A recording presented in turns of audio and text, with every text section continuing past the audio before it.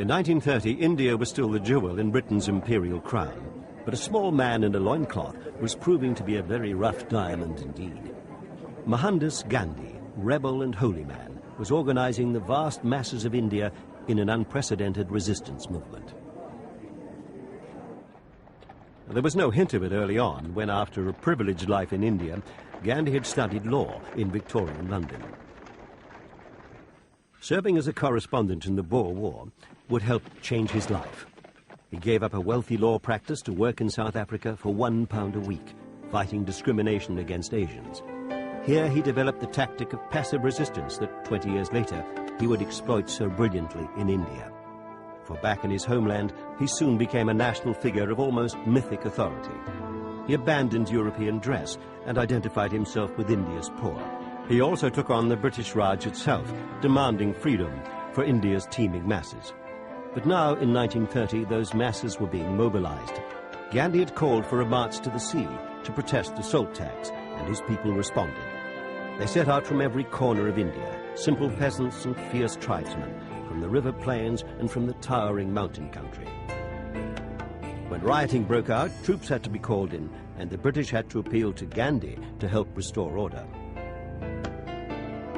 It was a pattern that would repeat itself throughout the 1930s. Gandhi would be arrested, riots would blaze all over India, and eventually Gandhi would be released to act as peacemaker.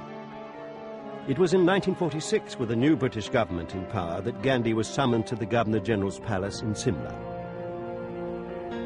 Here, Lord and Lady Wavell put a brave face on a humiliating truth. The British were being forced out of India.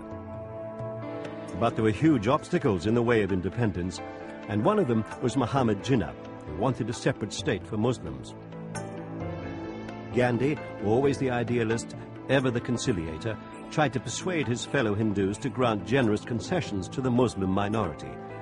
He was given eloquent support by his admirer and great friend Pandit Nehru, the man who would eventually become India's first Prime Minister.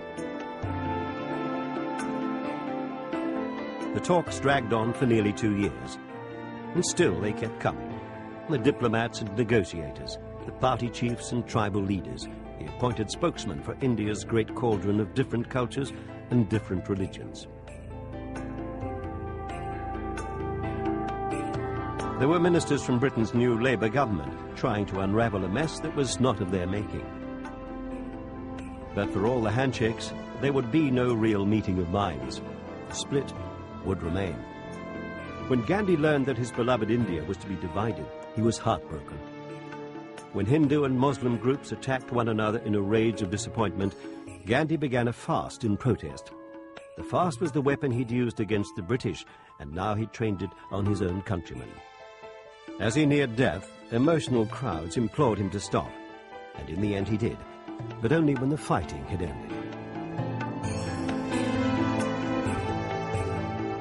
It would be the last heroic act in the life of the man they called Mahatma, the Great Soul. In January 1948, even as India was being reborn as an independent nation, he was assassinated by a Hindu fanatic who blamed him for the country's partition. Now the Mahatma's countrymen in their grieving millions, Hindus and Muslims, Sikhs and Parsis, were bound together by the enormity of their common loss. A great spirit had moved on.